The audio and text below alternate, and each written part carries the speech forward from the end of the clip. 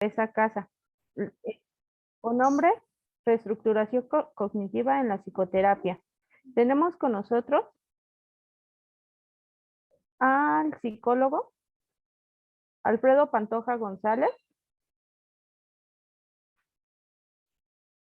Él es licenciado en psicología por parte de la FES Iztacala.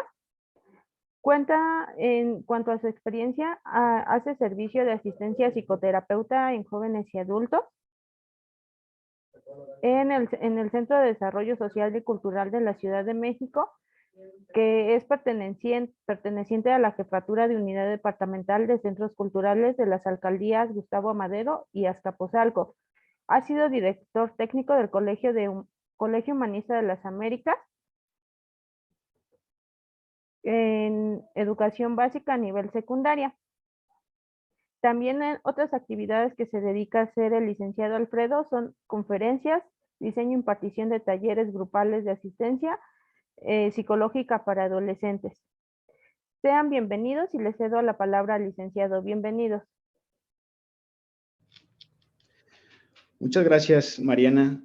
Muchas gracias a la gente que se está sumando a este webinar. Mucho gusto, mi nombre es Alfredo Pantoja. Muy buena tarde tengan todos.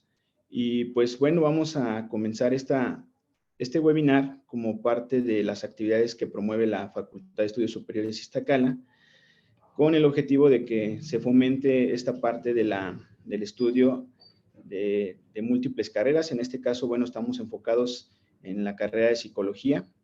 Y pues bueno, yo les voy a platicar un poquito acerca del trabajo que se ha desarrollado, enfocado en el ámbito clínico, como parte de los procesos de diagnóstico y psicoterapéutico para atender principalmente trastornos emocionales en población joven, adolescentes, jóvenes y adultos.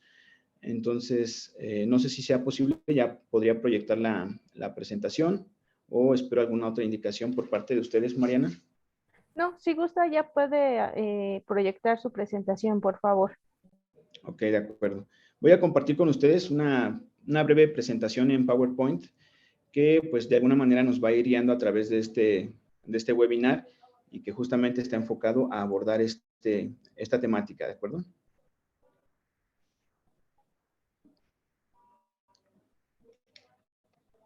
Ok, se está presentando la pantalla y pues bueno, vamos a comenzar.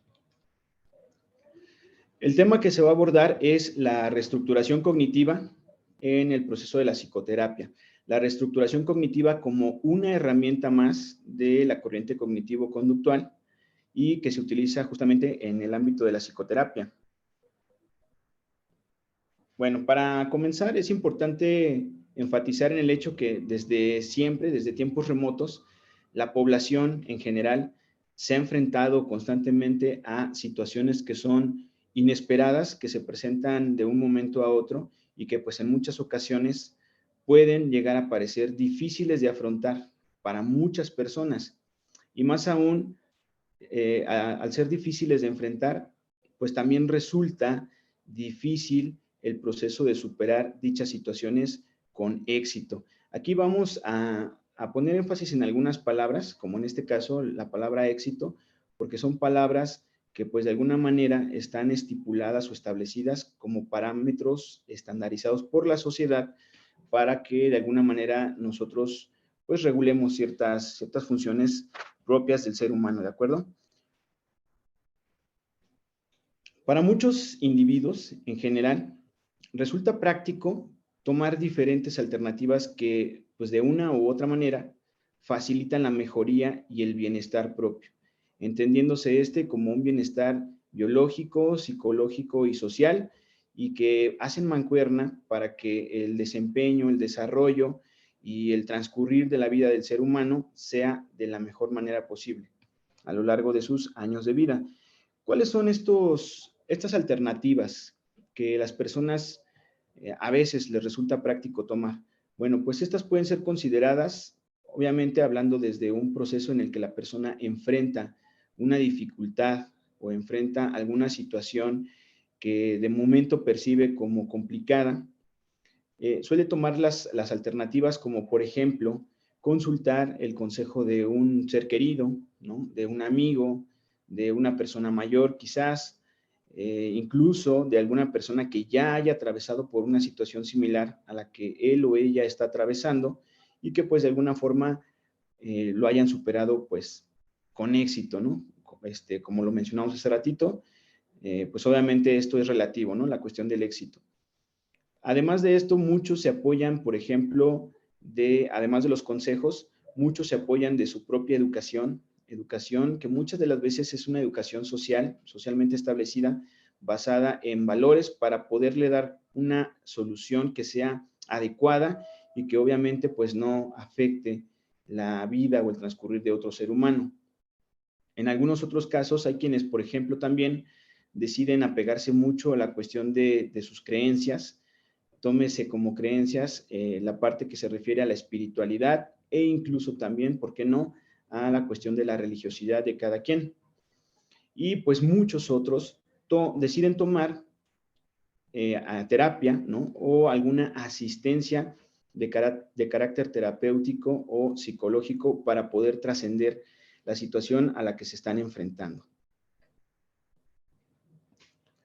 Hay diferentes áreas de trabajo en el ámbito muy particular, clínico de la psicología y de la salud, que aplica diferentes principios, que aplica también diferentes técnicas y diferentes conocimientos de carácter científico con varios objetivos. El primero de ellos es generar una evaluación, obviamente obtener un diagnóstico para saber con qué herramientas cognitivas cuenta la persona y no solo eso, sino que de qué circunstancias se puede ver acompañado, circunstancias de su entorno cotidiano, para poder llevar a bien la resolución del conflicto por el que está atravesando.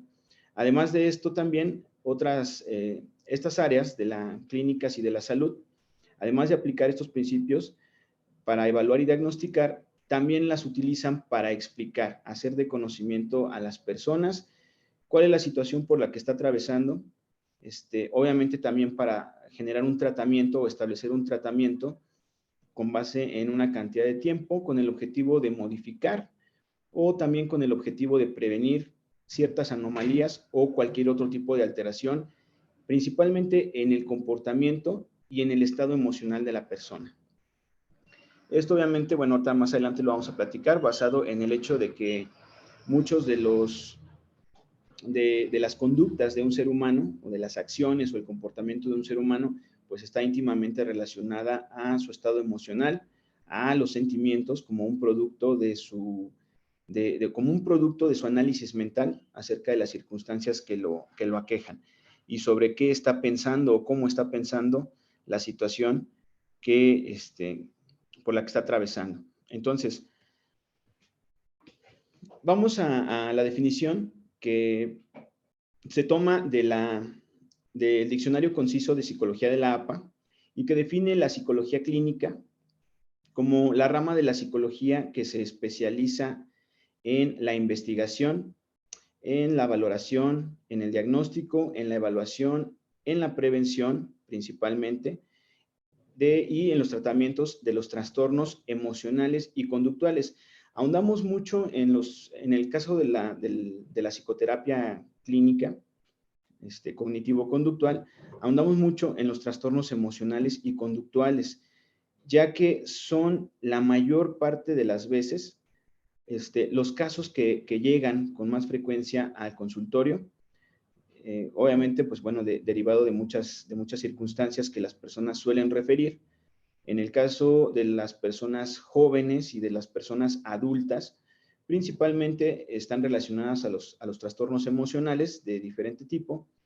Y en el caso incluso, por ejemplo, de niños, son canalizados por instituciones educativas al consultorio terapéutico, refiriendo que presentan algún trastorno conductual. Entonces, nos vamos a enfocar en estos y el trabajo se va a desarrollar con base en estos trastornos emocionales, ya que son los que generalmente llegan con más frecuencia.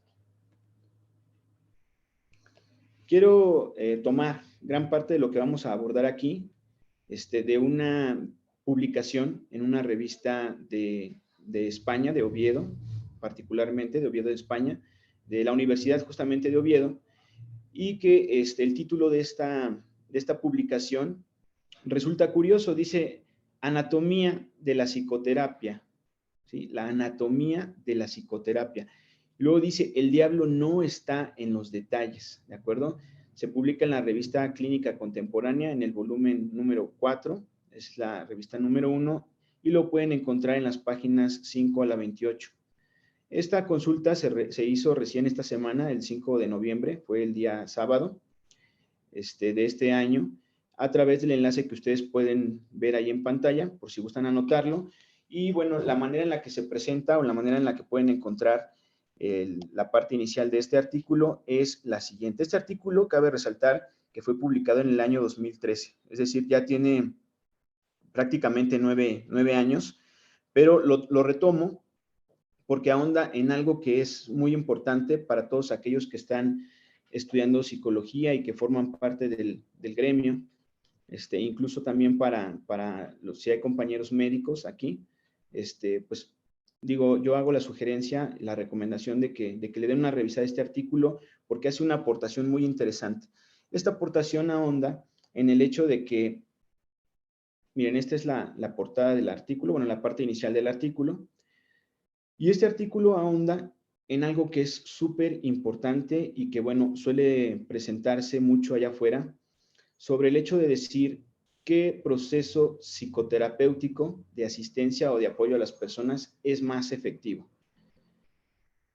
Dice, voy a leer esta parte del resumen, nada más, no voy a ahondar más en el artículo. Esta parte del resumen es muy concisa y dice así. El presente artículo aborda el enigma, ¿sí? ese misterio de cómo terapias diferentes tienen, sin embargo, una eficacia que es comparable. Aunque puede que unas terapias sean más eficaces que otras terapias, ninguna de ellas deja de serlo. Y efectivamente, muchas de las veces podemos llegar a pensar, ¿no? Porque a veces es notorio que la misma gente hace comparativos acerca de los procesos de asistencia psicológica, así como, por ejemplo, de procesos de asistencia médica, ¿no? Comparando, pues, cuál es mejor que otra, cuáles les han resultado mejor que otras.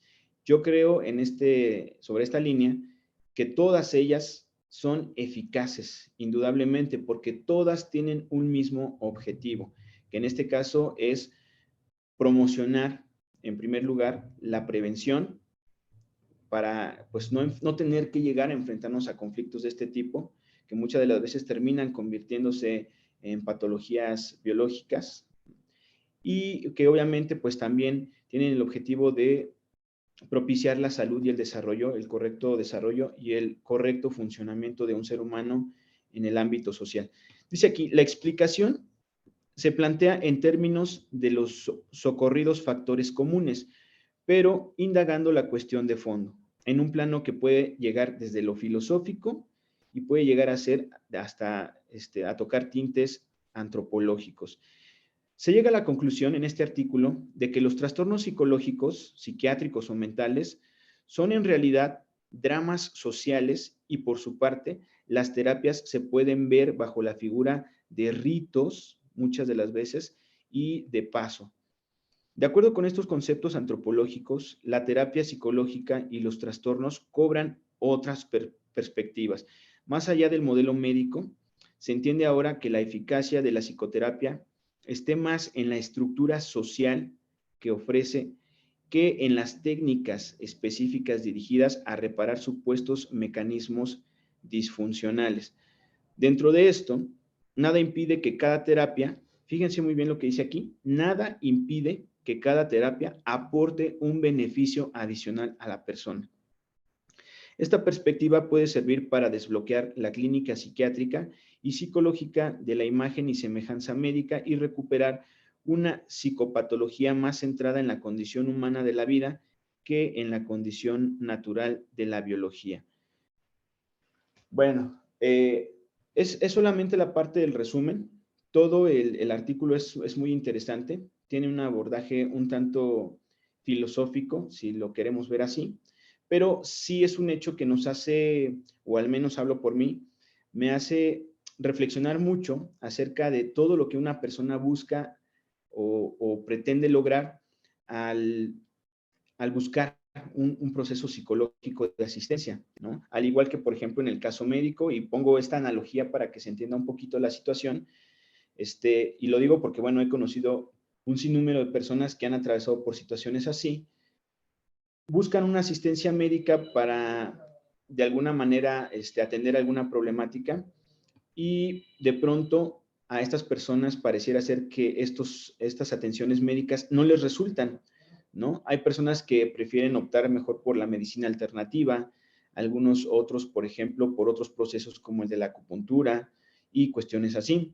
Y sin duda, todas estas atenciones buscan el mismo objetivo, ¿no? Al igual que en este caso, la analogía ahora comparable con los procesos psicoterapéuticos de asistencia son exactamente iguales. Todas, de alguna manera, buscan, pues, generarle un beneficio a la persona para poder trascender el problema por el que esté enfrentando o para que la persona pueda sentirse mejor. Finalmente, ese es el objetivo, ¿no?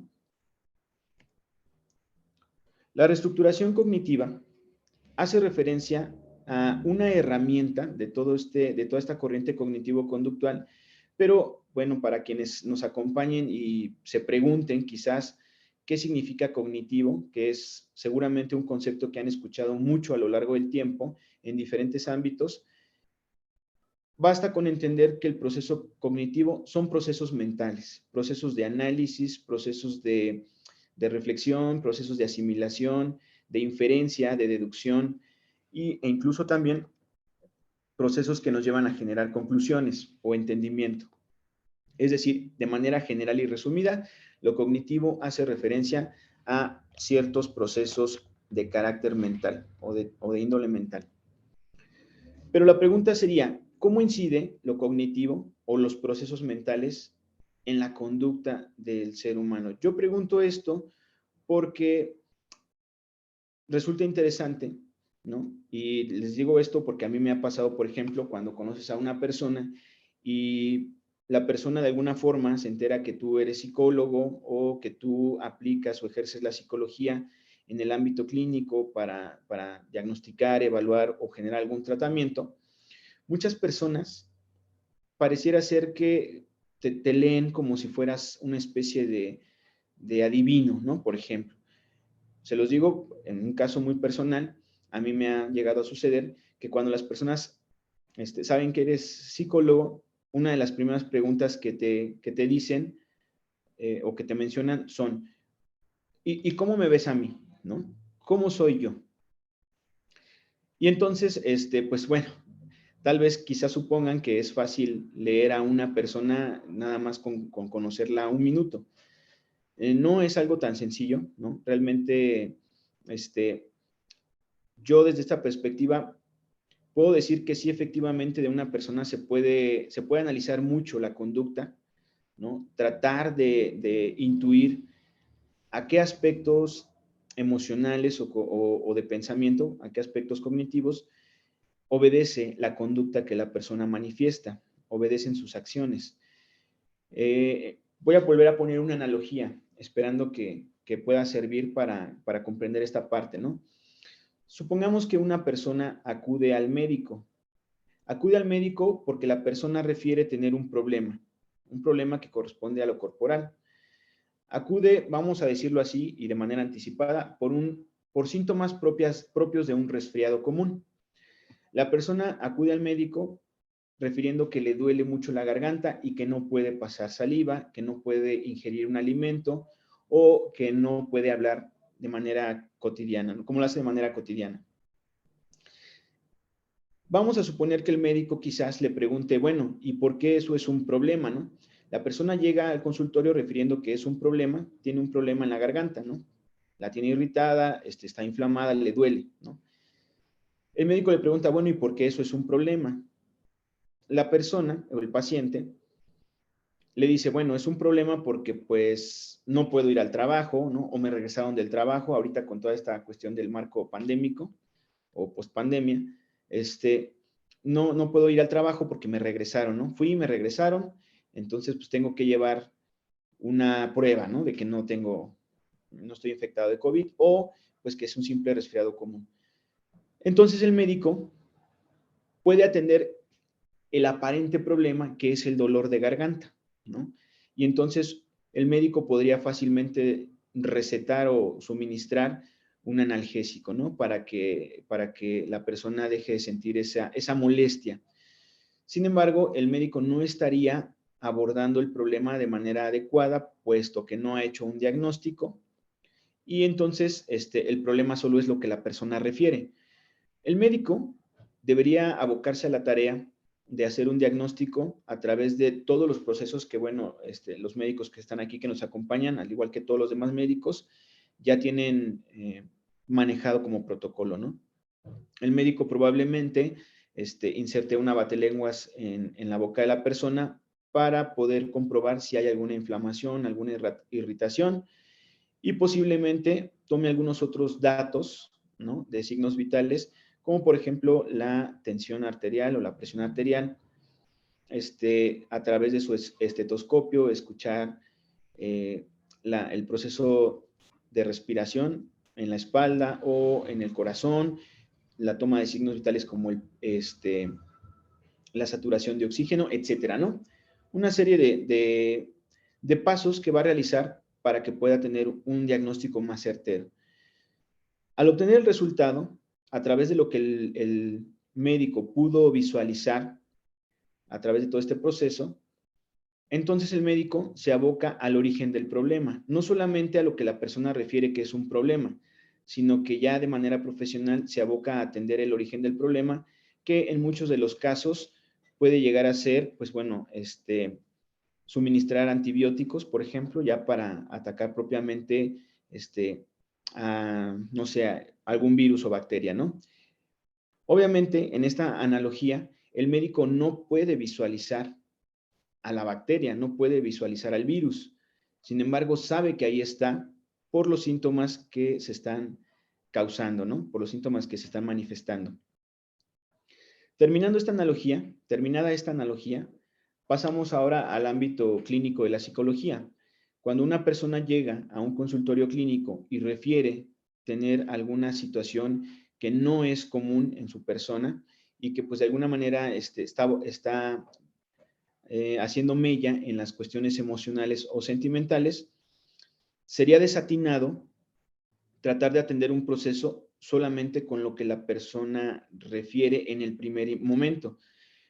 Así como en la tarea del médico, nosotros también nos tenemos que abocar a ir más allá de, y así como el médico no puede ver al virus y a la bacteria, el psicólogo clínico no puede ver cosas que la persona sí siente, ¿no? Por ejemplo, y me refiero principalmente a la cuestión de lo emocional, lo sentimental y sobre todo a la cuestión de lo cognitivo, ¿no? De los procesos cognitivos.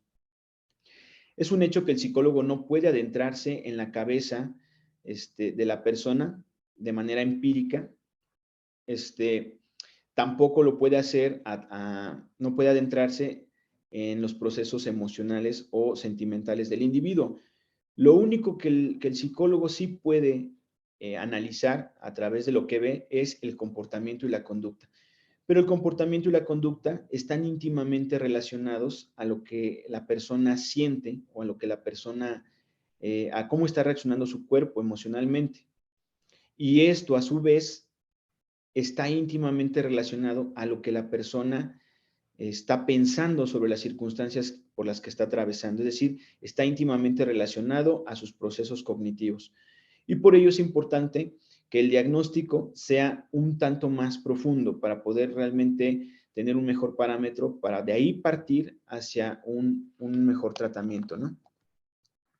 Vamos a pasar a la siguiente diapositiva. Aquí está esquematizado lo que les acabo de platicar. Por un lado, del lado izquierdo, en la parte superior, tenemos la palabra cognitivo y que está seguida por una flecha hacia la cuestión emocional y sentimental. Y lógicamente de ahí hacia la conducta.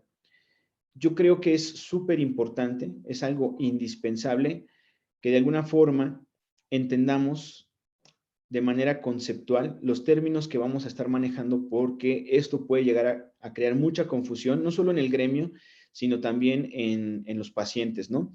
Y bueno, yo creo que incluso muchas personas, aquellas personas que pues no tienen una buena impresión sobre los procesos psicológicos y que seguramente ustedes, mejor que yo, han conocido a personas que tal vez todavía tengan muy estigmatizado el trabajo de la psicoterapia en el ámbito clínico y que incluso puedan llegar a referir que acudir a un psicólogo sería como el último de los recursos porque la persona no considera estar loca, ¿no?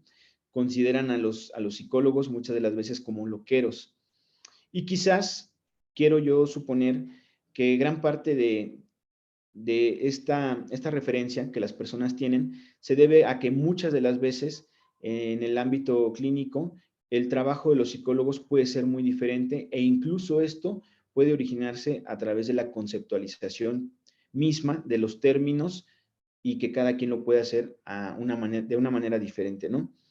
Yo aquí pongo en el segundo apartado lo emocional y lo sentimental. Los pongo juntos, pero sí me gustaría puntualizar que no son los mismos términos o que los términos no hacen referencia a los mismos procesos. Y que si bien es cierto que lo emocional y lo sentimental son procesos separados que se presentan casi al mismo tiempo y en fracción de segundos, y que por ello quizás las personas suelen llegar a confundirlos, no necesariamente son los mismos y sin embargo ambos pueden llegar a generar algo pues que es fuera de lo común o que está fuera de lo cotidiano en el comportamiento de la persona, ¿no? Vamos a decirlo así.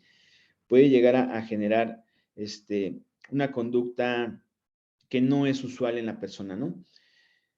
Yo voy a definirlo de la siguiente manera. Si ustedes gustan hacer sus anotaciones y posteriormente en la ronda de preguntas, les gustaría hacerme algunas preguntas, con todo gusto las respondemos. Ya vimos de entrada que lo cognitivo hace referencia a los procesos del pensamiento y todo lo que esto conlleva, ¿no? Obviamente en el pensamiento se almacena todo lo que hemos vivido, todo lo que ha venido del medio hacia nosotros, del medio ambiente hacia nosotros y que se ha almacenado en nuestra mente. Y me refiero principalmente a toda la educación y que no necesariamente tiene que ver con el sistema educativo escolarizado, sino a toda la educación que nosotros hemos recibido del entorno desde nuestros primeros años de vida, ¿no? Es decir, obviamente la educación como parte de un proceso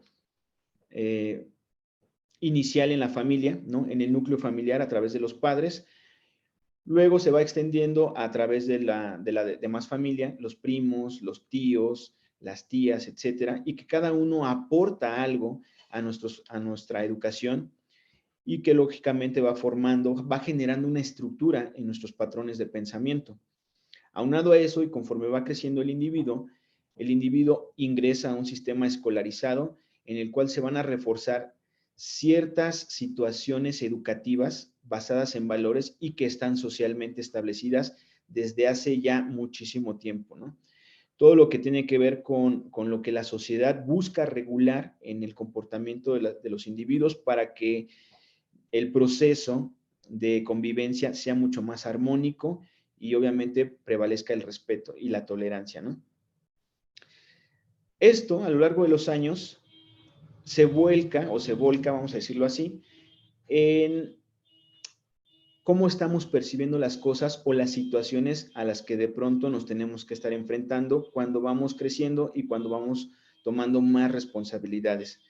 Voy a hacer un ejemplo, ¿no? Con respecto a este proceso que ustedes pueden ver a la izquierda, cognitivo, emocional, sentimental y conductual. De manera muy rápida. Si nosotros, por ejemplo, ahorita que digamos nuestras circunstancias son cotidianas y estamos aquí sentados muy tranquilamente, escucháramos a nivel Ciudad de México esta alerta sísmica que se detona cuando se registra un sismo y que de alguna manera nos avisa con ciertos segundos de anticipación para que podamos resguardarnos o replegarnos. Si se detonara esta alerta sísmica, lo único que podemos percibir de manera visual es el comportamiento de la gente. Es una reacción conductual que de alguna manera es muy particular, es muy peculiar. Es decir, las personas inmediatamente se levantan, caminan lo más rápido que pueden, algunas, incluso a pesar de las indicaciones de no correr, no gritar y no empujar, corren, gritan y empujan, y todo esto es conducta. Esta conducta puede ser leída. Sin embargo, nos preguntaríamos, ¿qué orilla a que la persona manifieste esta conducta? Podríamos dar un brinco al estímulo inicial, al estímulo ambiental que inició o detonó esta conducta, que es en este caso la alerta sísmica.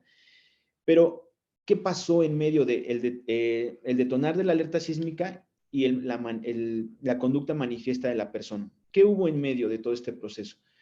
Nos dice la teoría que prácticamente hubo un proceso cognitivo en primer lugar y posteriormente una reacción emocional que generalmente suele ser involuntaria y que se le atribuye al cuerpo y que tiene mucho que ver o está íntimamente relacionada con una alteración de los estados normales en la segregación de ciertas sustancias químicas del cuerpo, a las cuales se les denomina hormonas o neurotransmisores o incluso neurohormonas, y que suelen generar síntomas corporales que tienen lugar en el estómago, por ejemplo. No hablamos de sentimientos, hablamos de sensaciones corporales. Tienen lugar en el estómago, por ejemplo, en los músculos, estas sensaciones musculares de contracción o de, incluso a veces las personas refieren, por ejemplo, que les tiemblan las piernas, que les tiemblan las manos, una sudoración excesiva. Muchas de las veces las personas refieren síntomas de náuseas, por ejemplo, o llegan al vómito, tal cual, dolores excesivos de cabeza, cambios en la temperatura corporal, incluso en muchas ocasiones se pueden presentar desmayos si es que el golpe emocional o los niveles de esta alteración emocional fueron muy altos y la persona no logra asimilarlos de manera correcta, entonces la persona pareciera ser que entra como en una especie de stand-by, ¿no? Y se desmaya. Creo que es un mecanismo de protección del cuerpo por el cual, pues de alguna manera, a través del cual la persona puede llegar a nivelar nuevamente esta segregación de las sustancias y por ende su reacción. Todo esto hace referencia a lo emocional. Es decir, en resumen, yo puedo atreverme a decir que la reacción emocional solo es una reacción y que de alguna manera lo que la hace diferente, dependiendo de las circunstancias que estimulen esta reacción, ¿sí? Lo que la hace diferente es el nivel de intensidad con el que se presenta, ¿sale? Y la sintomatología que viene de la mano con esta reacción, que puede ser muy diversa. Al mismo tiempo, suelen presentarse sentimientos. Estos sentimientos no son una reacción como en el caso de lo emocional, ¿no? Y que se atribuye al cuerpo. Los sentimientos podríamos referirnos a ellos como un producto, como un resultado de un proceso cognitivo de análisis mediante el cual nosotros tratamos de asimilar la circunstancia que viene o los estímulos que vienen del medio, ¿no? En este caso muy particular, si hablamos de la alerta sísmica, yo me podría preguntar, ¿qué es lo primero que una persona piensa? Estamos enfocándonos en el proceso cognitivo. ¿Qué es lo primero que una persona piensa? ¿Sí? ¿Qué es lo primero que le pasa por la mente a una persona cuando se detona la alerta sísmica? Me voy a adelantar un poquito a las posibles respuestas que a ustedes se les ocurran y les puedo asegurar que aunque es de manera muy, muy rápida, incluso en fracción de segundos, lo que a la persona le pasa por la cabeza es lo siguiente. Suena la alerta sísmica y en automático asumo o doy por hecho que va a presentarse un sismo y que pues lógicamente si se activó la alerta sísmica es porque este sismo se va a percibir de manera un tanto intensa. No sabemos con qué magnitud se pueda presentar, pero va a ser fuerte. Y entonces, si el sismo va a ser fuerte, existe una probabilidad de que si yo estoy dentro de un inmueble, este inmueble se pueda derrumbar. Y si este inmueble se derrumba y yo estoy dentro, entonces yo pueda sufrir algún daño físico e incluso pueda llegar a ocasionarme la muerte. Y por lógica, si por mi mente, por lógica, si por mi mente está atravesando una serie de pensamientos que tienen que ver con una forma, de alguna manera, de destrucción, ¿no? Lo que denominamos pensamiento caótico, se va a destruir este inmueble, seguramente voy a morir, ya no vi a mis seres queridos, y pues entonces, por lógica, los sentimientos que van a ser el resultado de todo este proceso mental sobre la circunstancia, serán lógicamente de terror, de miedo, de incertidumbre, de angustia, de preocupación, etcétera. Y si entonces nuestro cuerpo está reaccionando, es decir, se está alterando o se está preparando químicamente para enfrentar una situación catastrófica y aunado a eso mis sentimientos como resultado de lo que yo pensé son el temor, la preocupación, la angustia, la incertidumbre, la conducta, y les preguntaría aquí, lógicamente, ¿cuál sería? Todo esto es un proceso lógico de reacción.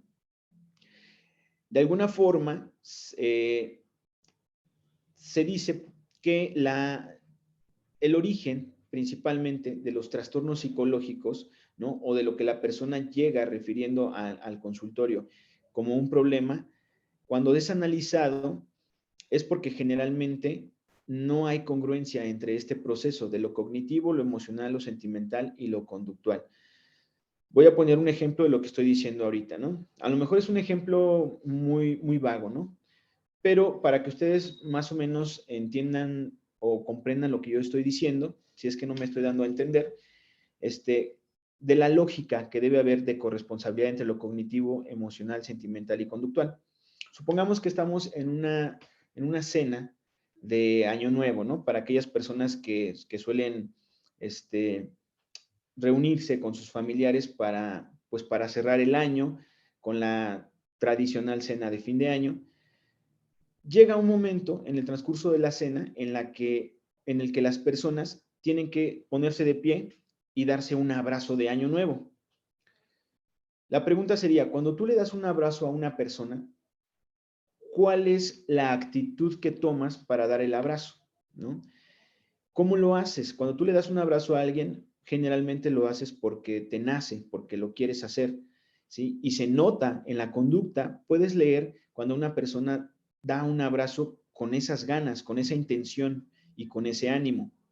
Sin embargo, si surgiera una incongruencia entre lo que estoy pensando, lo que estoy sintiendo y lo que estoy haciendo, y hago referencia muy particularmente a esos casos en los que de pronto, en este ejemplo, le tienes que dar un abrazo a una persona que quizás en tu infancia te generó algún daño o te molestaba mucho o X cosa, ¿no? Y que por lógica y derivado de esa situación, no te has llevado nunca bien con esa persona y sin embargo es tu familiar. Y entonces te tienes que poner de pie y darle un abrazo a esta persona. El abrazo se puede leer inmediatamente que es muy diferente a aquel abrazo que tú le das a una persona. Por lógica, podríamos deducir, si nos vamos analizando cada uno de estos pasos, que en lo sentimental algo está sucediendo que no le permite a la persona dar un abrazo como correspondería, ¿no? Y quizás detrás de ello, en el pensamiento o en el análisis mental que se está haciendo, haya algo que esté relacionado a esa conducta manifiesta que no es como debería manifestarse, ¿no? Entonces, básicamente lo que nosotros hacemos aquí es analizar todo este proceso, obviamente, pues como una herramienta indispensable de conocimiento para que las personas, al estar siendo entrevistadas o al estar siendo diagnosticadas, podamos encontrar factores que puedan generar una alteración o en el estado cognitivo o en los procesos cognitivos o en el estado emocional, en las reacciones sentimentales o conductuales de esta persona. ¿De acuerdo?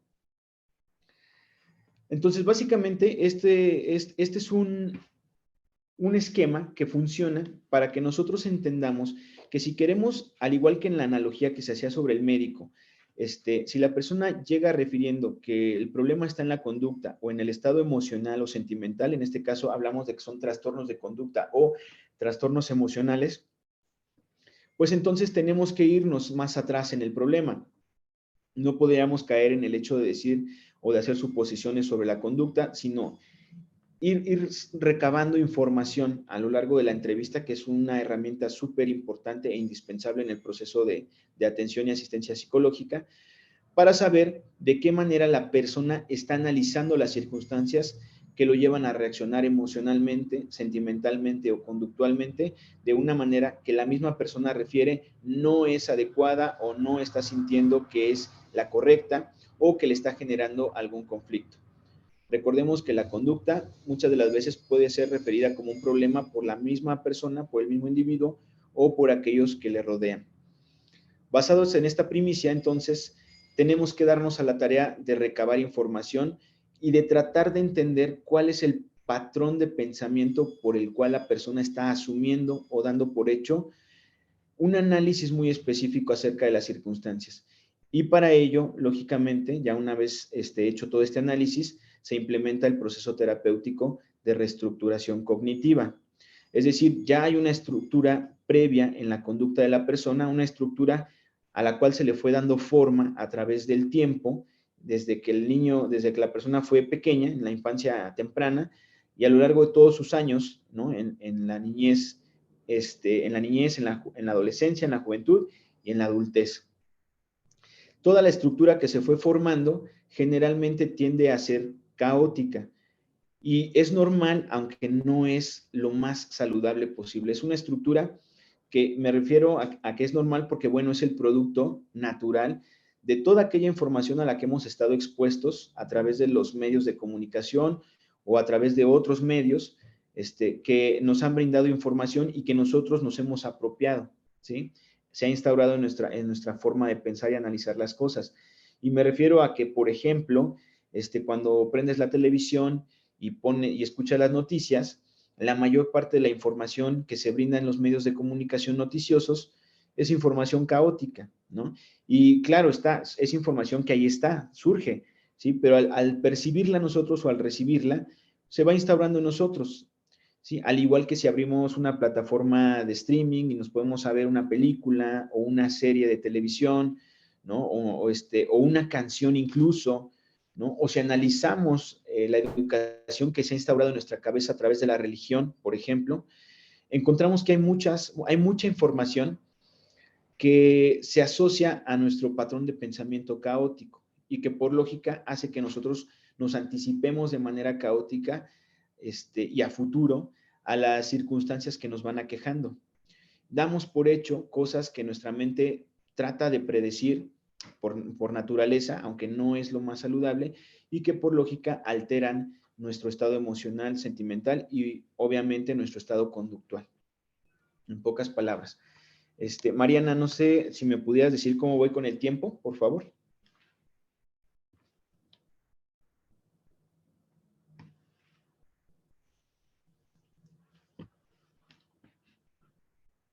Mariana.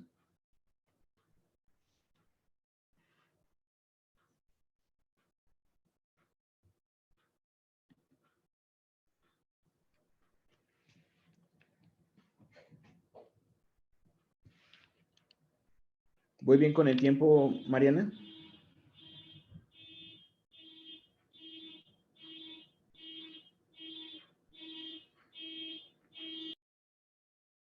Ok, vamos a continuar. Ya estamos por terminar esta presentación acerca de los procesos de reestructuración cognitiva en la terapia, en la asistencia psicológica, ¿de acuerdo? O la psicoterapia. Vuelvo a presentarles mi pantalla. Entonces, a lo que me refiero con todo esto es que el modelo de reestructuración cognitiva es una de tantas herramientas que en lo personal me ha dado muchos resultados a lo largo del tratamiento o de la asistencia psicológica para atender trastornos de carácter emocional y de carácter conductual. Lógicamente, para poder generar estos cambios o para poder llevar a bien el tratamiento y poder modificar el estado emocional y conductual de una persona, tenemos que incidir en el proceso cognitivo y reestructurarlo. Pero para reestructurarlo, primero se deben establecer y hacer de conocimiento de las personas cuál es este patrón de pensamiento que se ha detectado y que le está generando un posible problema.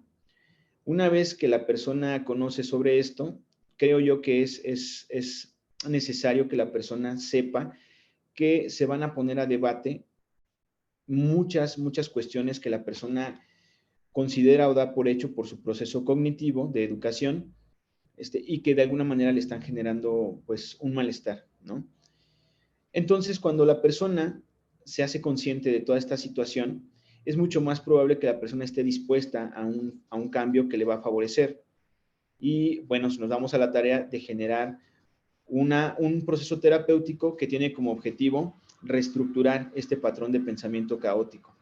Ahora, quizás ustedes se pregunten, bueno, ¿y cuál sería el objetivo o qué se quiere lograr al reestructurar el patrón de pensamiento caótico de una persona? ¿Hacia dónde vamos? ¿Hacia dónde marchamos?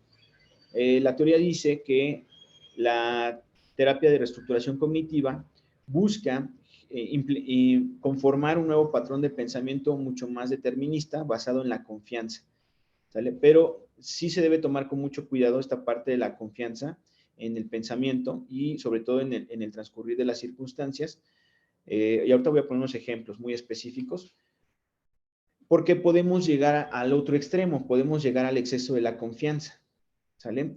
Mientras que por un lado el patrón de pensamiento caótico está basado en el temor a las circunstancias y la persona se adelanta normalmente a futuro y de manera caótica a los posibles resultados de lo que esté sucediendo en el momento, el pensamiento determinista busca que no te adelantes de manera negativa a los resultados, sino que en primer lugar trates de analizar tus propias habilidades con las que tú cuentas como persona y que de alguna manera podrías utilizar como herramientas para poder trascender esta situación conflictiva por la que estás atravesando.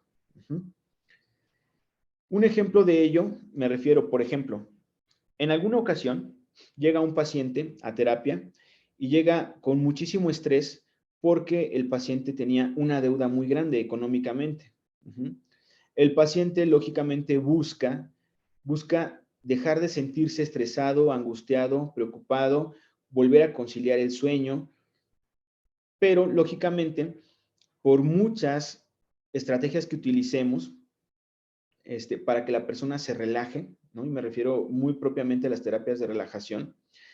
Si la persona sigue teniendo esta deuda y si lógicamente sigue percibiendo del exterior las llamadas de las personas de cobranza y la forma en la que lo hacen, que también es una forma un tanto poco sutil, vamos a decirlo así, pues por mucho que todo esto suceda, si la persona no resuelve esta problemática, no va a lograr una mejoría en su estado emocional y mucho menos en su estado conductual. Lógicamente sí, no podemos decir, bueno, andar por ahí con la confianza de hacer y deshacer, sino que la idea es, al igual que en el caso de la medicina, por ejemplo, prevenir las situaciones por las cuales nosotros podemos llegar a ciertos estados de malestar emocional, conductual, sentimental y lógicamente cognitivo, ¿no? La forma correcta es, sí, muchas personas incluso llegan a terapia asumiendo que el psicólogo va a resolver el problema de la persona y tampoco es el caso. Tampoco es el caso y sí es importante dejarlo en claro, ¿no? Porque muchas de las veces la persona puede llegar a tener una falsa expectativa o una expectativa demasiado elevada con respecto a lo que realmente implica el proceso psicológico. Yo suelo utilizar una frase, ¿no? La psicología no va a resolver la vida de la persona, tampoco va a resolver los problemas del mundo. Si así fuera, ya lo hubiera hecho desde hace muchísimos años. Y bueno, los problemas que hoy existen, pues la verdad es que también siempre han existido. Y yo creo que seguirán existiendo a lo largo del tiempo mientras siga existiendo las personas como parte de una especie más de este planeta, ¿no? Los seres humanos, vamos a decirlo así. Entonces, de alguna manera, si la psicología tuviera esa capacidad de resolver la vida de las personas y de resolver el mundo, pues este mundo ya sería otro, ¿no? Entonces, tampoco puede llegar la persona, digo, si es que llega con esas expectativas, es importante aclarar que el trabajo en gran parte depende de lo que la persona haga en todo momento o incluso depende también de lo que la persona deje de hacer, ¿sale? Que muchas de las veces también es algo súper importante. Pero obviamente muchas personas no son conscientes de ello y pues es parte del proceso terapéutico es hacerlas conscientes, ¿de acuerdo? Ok, no sé cómo esté con el tiempo, creo que ya vamos a completar más o menos los 50 minutos. Vamos bien con el tiempo, doctor. Puede continuar. Ok, con respecto a la presentación, eso sería todo, Mariana.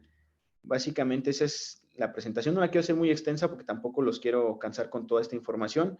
Más bien me gustaría que se nutriera este foro con las aportaciones del público o las personas que nos acompañan o con las preguntas que la gente pueda compartir.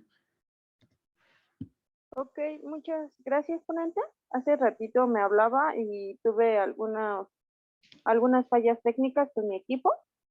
Ok. Sí, vamos bien en tiempo, ya no le pude contestar. Y tenemos, permíteme, la siguiente pregunta. Cuando ya se llegó a la raíz del pensamiento y se conoce dicho patrón, pero el dolor emocional sigue estando presente, ¿cómo se maneja esa situación? Bueno, con respecto al dolor emocional, es que sí, es importante considerar que cuando hacemos referencia a lo emocional, estamos haciendo referencia al cuerpo, ¿no? Básicamente al organismo. Y muchas de las veces se deriva de una alteración química de ciertas sustancias de nuestro organismo. No existe una pastillita mágica que alivie tanto dolores emocionales como dolores sentimentales.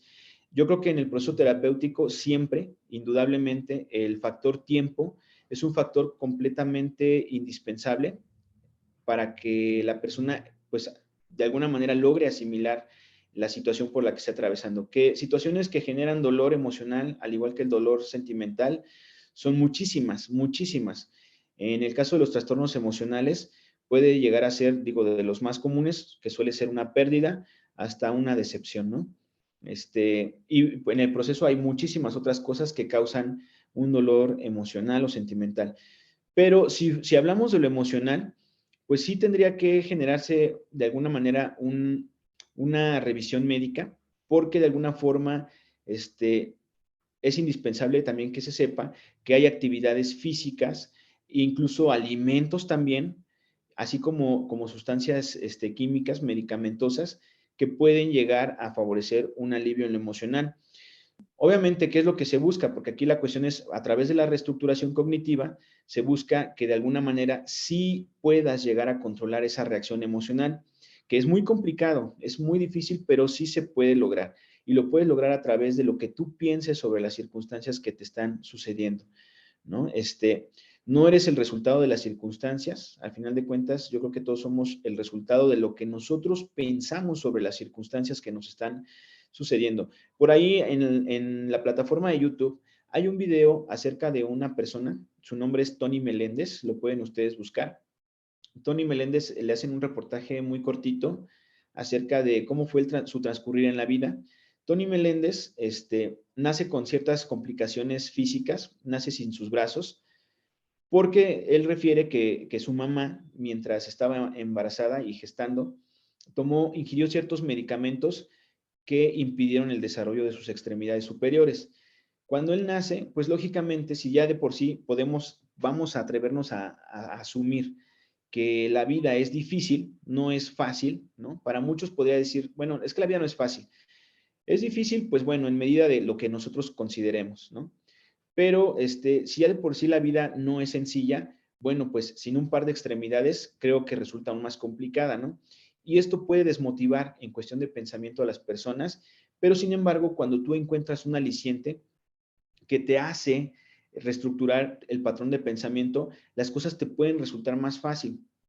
Claro está que un estado de calma te ayuda a encontrar soluciones más efectivas, ¿no? Y obviamente adaptarte, porque al final de cuentas la adaptación es todo un proceso que es indispensable para seguir en el transcurso de esta vida, ¿no?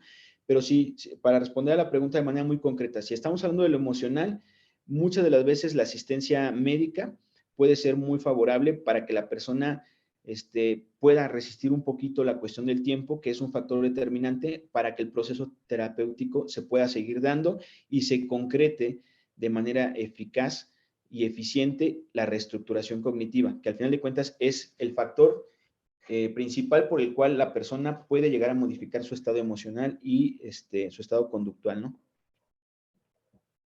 Muchas gracias, licenciado. ¿Nos podría dar un ejemplo del caso donde haya empleado la restauración cognitiva, por favor? Claro que sí, la reestructuración cognitiva, por ejemplo.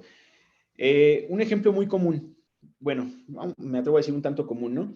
En la familia se suelen dar muchas rupturas de lazos afectivos por X o por Y circunstancia, ¿no?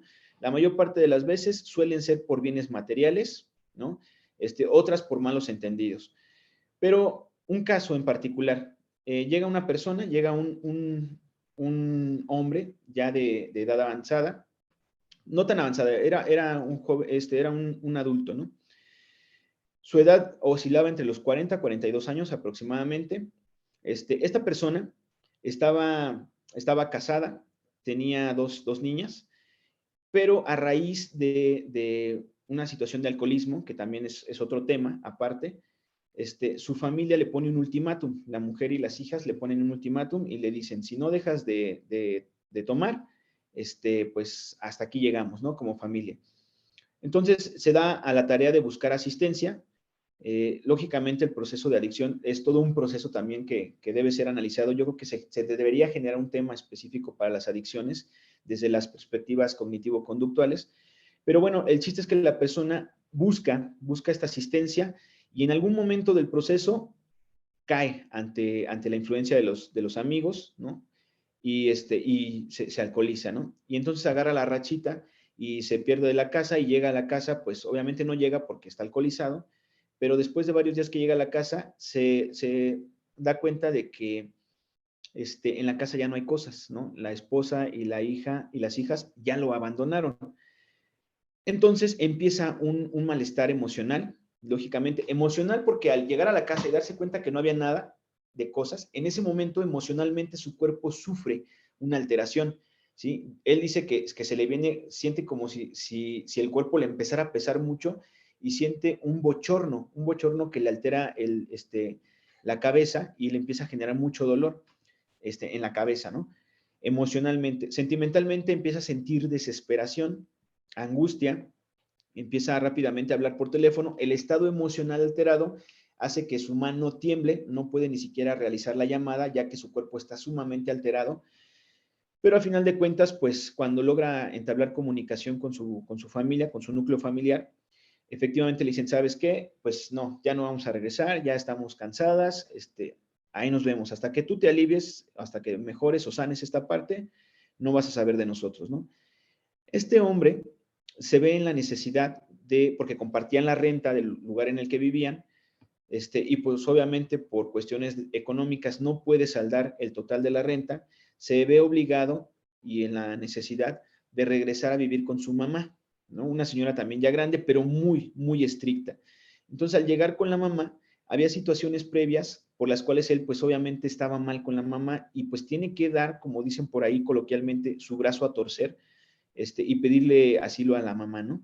Entonces la mamá lo recibe, lo acepta en casa y empiezan a tener conflictos, ¿no? Constantemente empiezan a tener conflictos que van mermando su estado emocional y pues que incluso llevan a la persona a pensar en la cuestión de quitarse la vida, ¿no? O atentar contra su integridad.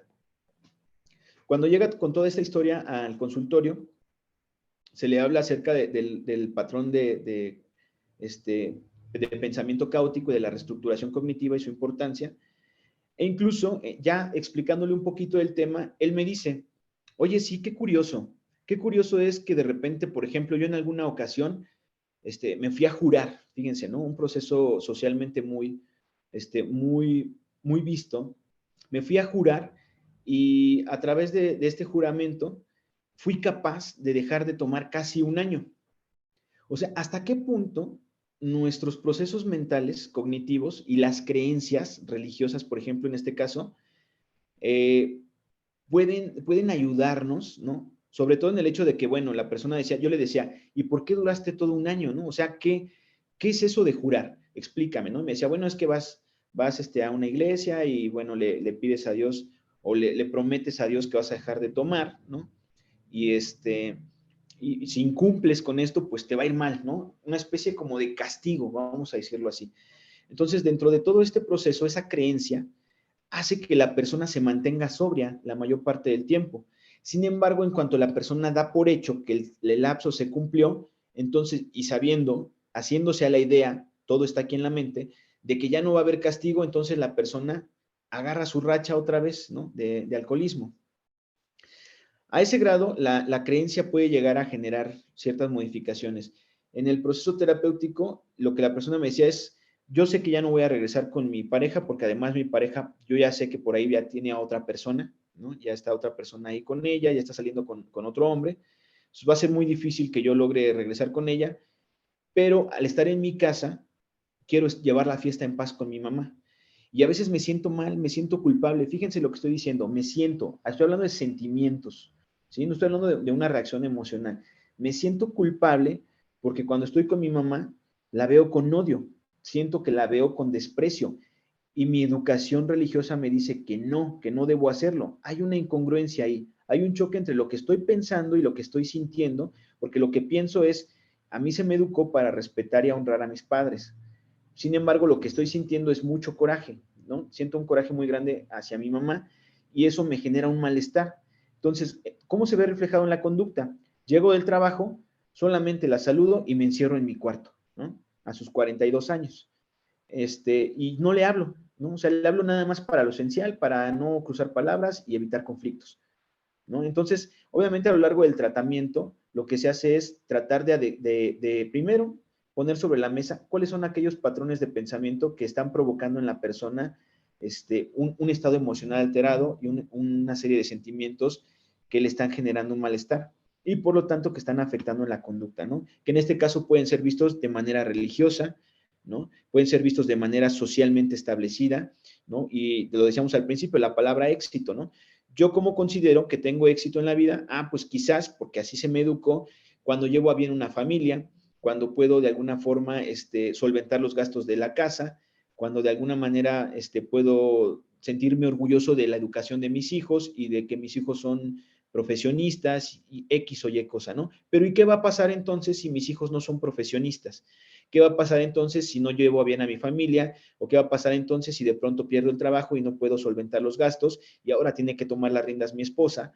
¿O qué va a pasar entonces si de pronto me abandona mi familia, ¿no? O sea, ¿qué va a pasar si sucede todo aquello que es contrario a lo que yo en mis patrones de pensamiento tenía establecido como el éxito socialmente alcanzable, ¿no? Y ahora es todo lo contrario. Entonces se va a generar un malestar emocional y cognitivo, ¿no? Y conductual. ¿De acuerdo? Entonces, a eso me refiero básicamente, ¿sí? No podría explicarles todo el proceso terapéutico porque realmente es muy, muy extenso, ¿no? Pero sí es importante ahondar en eso, sobre todo en el factor pensamiento como clave para el cambio. Así como en la analogía médica, atacar al virus y a la bacteria es la clave para generar el bienestar corporal de la persona, ¿no? Ahorita que nos dio este ejemplo, licenciado, ¿de qué manera se trabaja el pensamiento caótico del paciente a través de la confianza si lo sigue reforzando con el contexto laboral y medio ambiente de su día a día? Muy buena pregunta. Eso es lo que hace complicado el trabajo.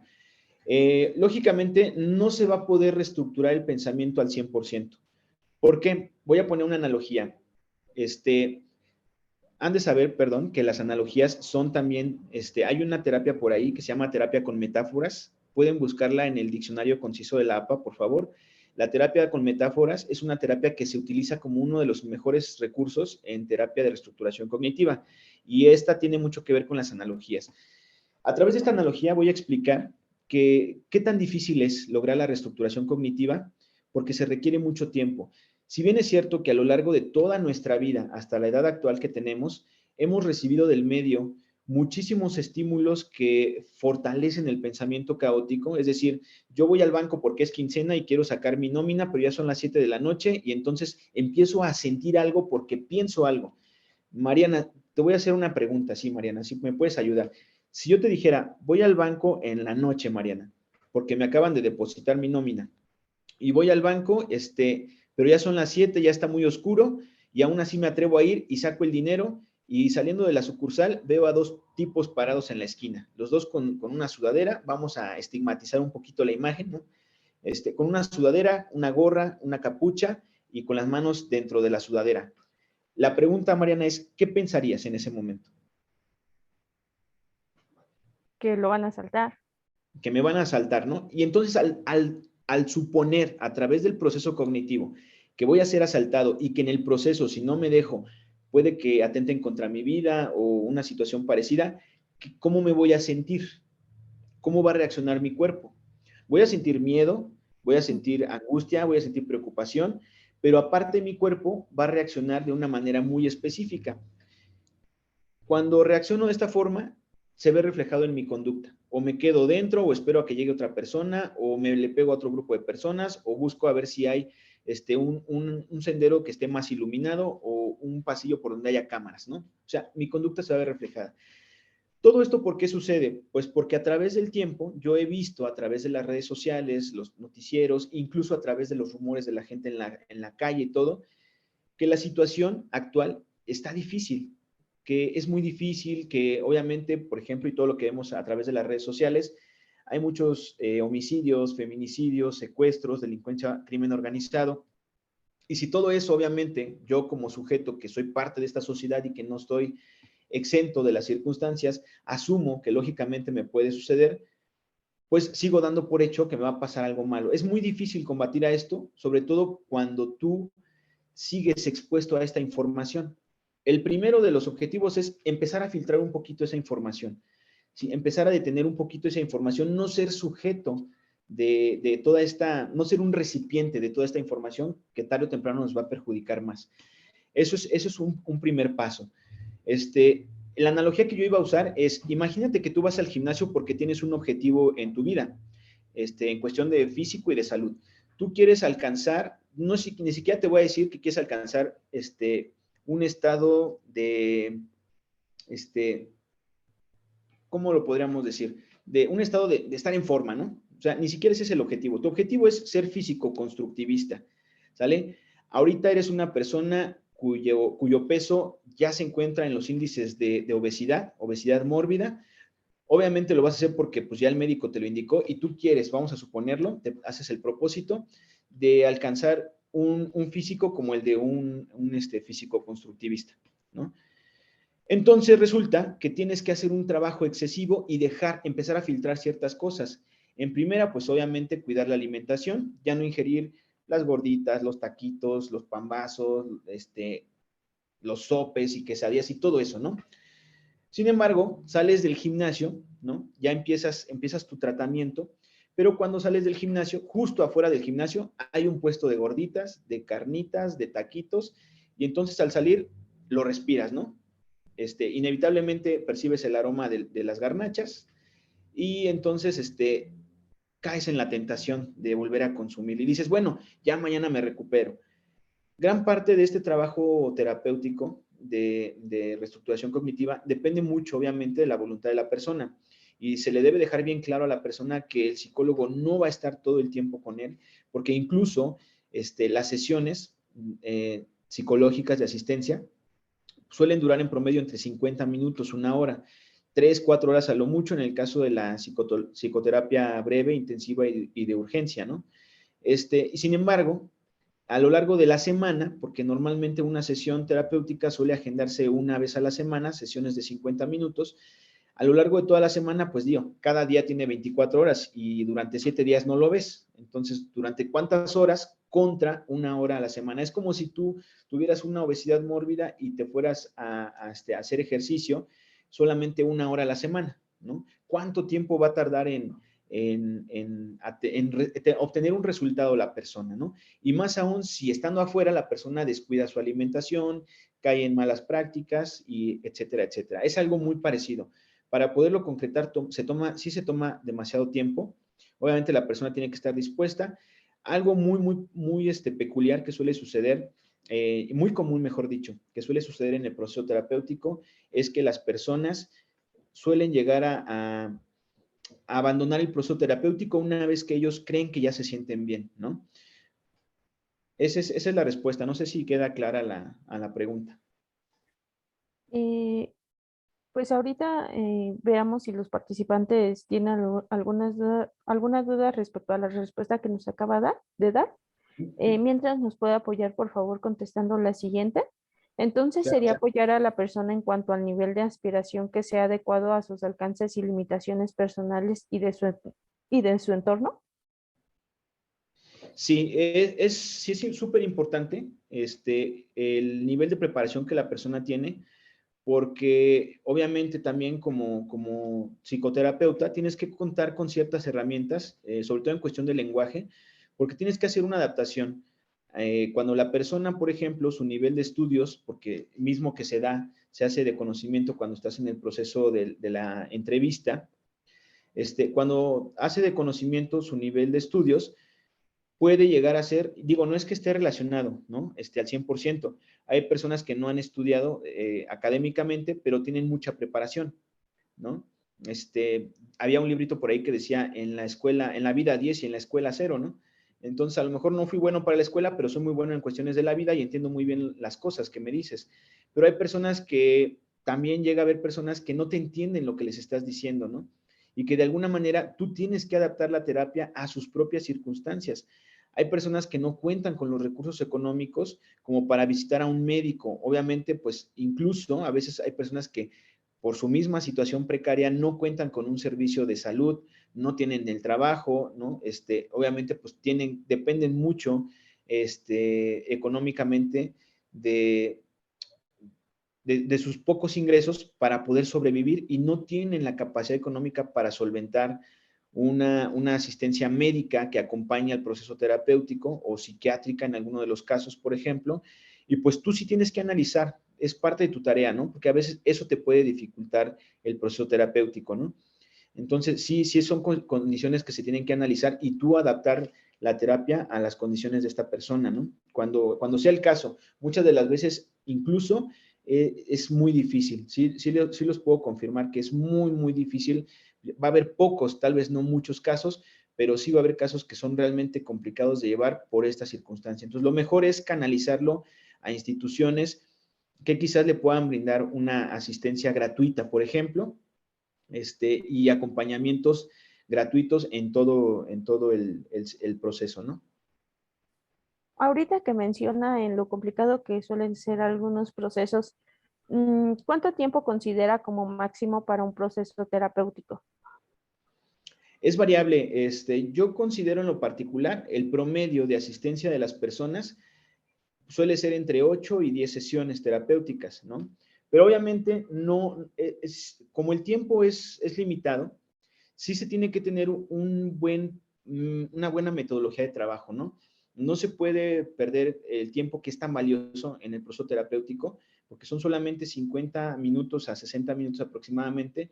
No se puede perder el tiempo en otro tipo de situaciones que no favorezcan a la persona, ¿no? Incluso digo ahorita que ya existe tantos medios de comunicación, puedes tomarlos también como herramientas para seguir acompañando a la persona, si es el caso y está dentro de las posibilidades del terapeuta, para brindarle material de apoyo, el cual pueda ser utilizado por ellos en su día a día durante la semana que no lo ves. ¿Sí? Y que de esta manera la persona pueda adelantarse a lo que tú vas a trabajar con él la siguiente semana, ¿no? Plantearle algunos videos, por ejemplo, ¿no? Compartirle algunos videos, materiales y pedirle, oye, ¿sabes qué? Míralo, mira este video, analízalo, haz algunas anotaciones, ¿qué opinas al respecto? ¿Qué piensas tú sobre ello? Y pues que lógicamente ya cuando llegue la persona a la terapia ya llegue un tanto preparada para aprovechar el tiempo de la mejor manera posible. Y aún así a veces te puedes llegar a extender un poquito más, ¿no? Porque el proceso lo amerita. Pero sí es importante, yo creo que también ahí ya depende de las estrategias de cada terapeuta. Yo lo que sí aconsejo es aprovechar el tiempo al máximo. Muchas gracias, licenciado. Ya para terminar y concluir, Muy en la bien. reestructuración cognitiva se trabajan las técnicas de imaginería o sensibilización sistemática. Sí se pueden llevar a cabo, claro que sí. Como les decía, ¿no? Una de las herramientas más importantes de todo este proceso de reestructuración suele ser la terapia con metáforas. Entonces, en la metáfora, tú puedes emplear metáforas como las que hemos usado ahorita a lo largo de este webinar para que para la persona sea más fácil comprender ciertas situaciones. Obviamente, si la persona ya utiliza en su lenguaje o se ha apropiado en su vocabulario de términos que son mucho más técnicos, puede que se le facilite más entenderte sin necesidad de llevar a cabo el proceso de terapia con metáforas. Pero si dentro del lenguaje coloquial de la persona no hay términos técnicos, tú tienes que adaptar el proceso terapéutico a través de la utilización de la imaginería, ¿no? Por como lo comentan, o de estas metáforas para que la persona pueda tratar de comprender qué es aquello que le estás queriendo decir, y no solo eso, ¿no? Sino para saber cómo lo está entendiendo, ¿sí? Entonces yo creo que sí, sí es importante. O sea, no es única y exclusivamente las dos herramientas que se utilizan. Hay muchísimas otras más. Hay incluso terapeutas a los que se les facilita más todavía la cuestión del lenguaje corporal, hay a quienes no. Yo creo que también tiene mucho que ver con las habilidades, las destrezas y la preparación y sobre todo la cuestión de la vocación de cada uno de los terapeutas para poder llevar a bien el proceso terapéutico con la finalidad de ayudar a la persona a que se sienta muchísimo mejor, ¿no? A procurar su bienestar. Ahorita que menciona esto, nos llegaron otras dos preguntas. Le leo la primera. ¿Sí? ¿Esta terapia es también afectiva solo para determinadas personas? Entonces, No me gustaría decir que sí, sin embargo, a lo largo de la experiencia que yo he tenido, efectivamente, y no por condiciones del terapeuta, ¿no? Sino por condiciones incluso a veces de la propia persona. Hay veces personas que de pronto sí dicen, por ejemplo, ay, ¿sabes qué? Yo siento que estás empezando a incidir en mis pensamientos religiosos y tú ya detectaste que el pensamiento religioso, ¿no? Es lo que le está generando un malestar y la persona al sentir o al ver vulnerados esa ideología, esa educación, simplemente dice, no, yo decido ya no seguir y simplemente ya no quiere, ¿no? Entonces, a veces ya no depende tanto de ti, digo, tú lo haces con la vocación y con el profesionalismo de que a sabiendas de que posiblemente ese patrón de pensamiento le está generando un malestar emocional, pero también ya depende mucho del límite que marque la persona, ¿no? Entonces ya no lo puedes obligar, ya no puedes forzarlo a que te permita incidir en ciertos patrones que pues siente que de alguna manera puedes lastimar, ¿no?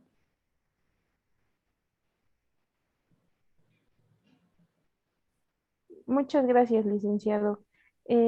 Este tipo de restauración, reestructuración, es una buena herramienta para usar en terapia con sobrevivientes de abuso sexual.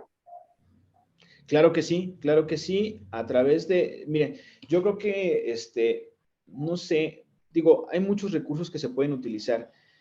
Ahorita les menciono uno de ellos y que habla justamente un poquito acerca de este tema, quizás no en el ámbito de lo sexual, del abuso sexual, pero sí, sí, yo creo que de alguna manera el proceso de reestructuración cognitiva está centrado en el entendimiento del porqué de la conducta de las personas, ¿no?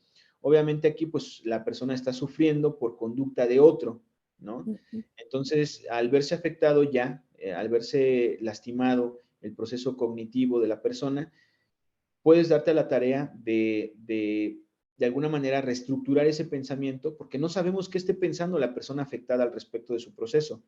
¿Sí? Pero para no extenderme tanto en la explicación, hay un recurso que creo yo, si no me equivoco, es una película.